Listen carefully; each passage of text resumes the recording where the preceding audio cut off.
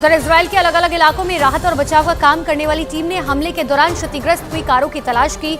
इस काम में वहां की फोरेंसिक टीम भी शामिल हुई, जिन्होंने ऐसी कारों को ढूंढा जो इजराइल पर 7 अक्टूबर को हुए भीषण हमलों में पूरी तरह से तबाह हो गई थी। बताया गया कि जली हुई कारों की पहचान कर उनके मालिकों का पता लगाया जाएगा, जो 7 अक्टूबर को म्यूजिक फेस्टिवल में शामिल होने के लिए वहाँ अपनी कार लेकर आए थे।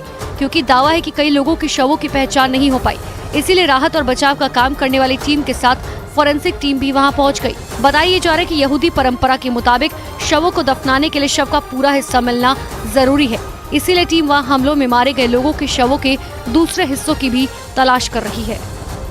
गाजा में हमास को खत्म करने के लिए इजराइल की सेना लगातार ऑपरेशन चला रही है। आसमान से लेकर जमीन तक हमले किए जा रहे हैं। हमास के आतंकियों और उनके आकाओं को चुन चुनकर ढेर किया जा रहा है।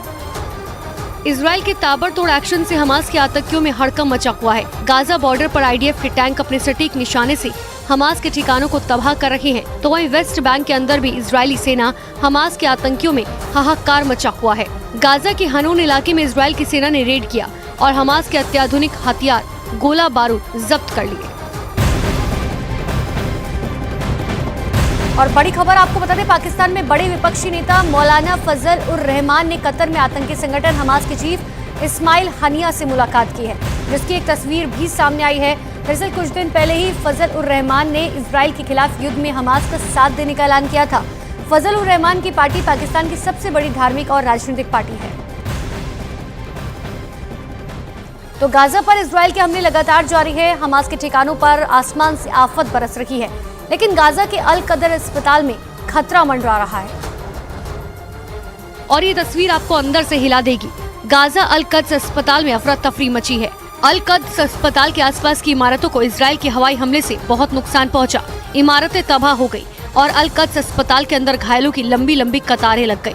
अस्पताल के अंदर की अफरा तफरी बता रही है कि लोगों में कितनी बेचैनी है। लोग अस्पताल की खिड़की से इजराइल के हवाई हमलों को देखते हुए नजर आए। इस मंजर को जिसने भी देखा वो खौफ से भर गया। हिजबुल्लाह के आतंकी लगातार इजराइल की सेना को निशाना बना रहे हैं। लेबनान सीमा से इजराइल की सीमा पर रॉकेट से हमले किए जा रहे हैं और इस हमले में इजराइल का एक सैन्य वाहन तबाह हो गया। हिजबुल्लाह के इस हमले में कई लोगों की मौत की भी खबर है और कई घायल बताए जा रहे हैं। इजराइल की सेना ने भी पुष्टि की है कि लेबनान से एंटी टैंक मिसाइलें दागी है। हिजबुल्लाह पहले ही इजराइल को खत्म करने के लिए हमले की शुरुआत कर चुका है। इजराइल की एंटी डिफेंस सिस्टम आयरन डोम ने एक ड्रोन को पकड़ा। इजराइल के खिलाफ लेबनान से हिजबुल्लाह के युद्ध में कूदने की आशंका जताई जा रही है। इजराइल और हमास युद्ध के बीच अमेरिका ने पश्चिमी एशिया में अपनी सबसे बड़ी परमाणु पनडुब्बी को तैनात कर दिया।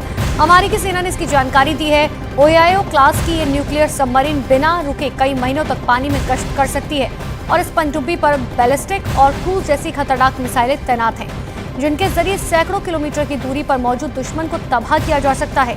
और इस परमाणु पनडुब्बी को पश्चिमी एशिया में तैनात करके अमेरिका हमास के खिलाफ युद्ध में इजराइल के साथ मजबूती के साथ खड़े होने का संदेश देना चाहता है।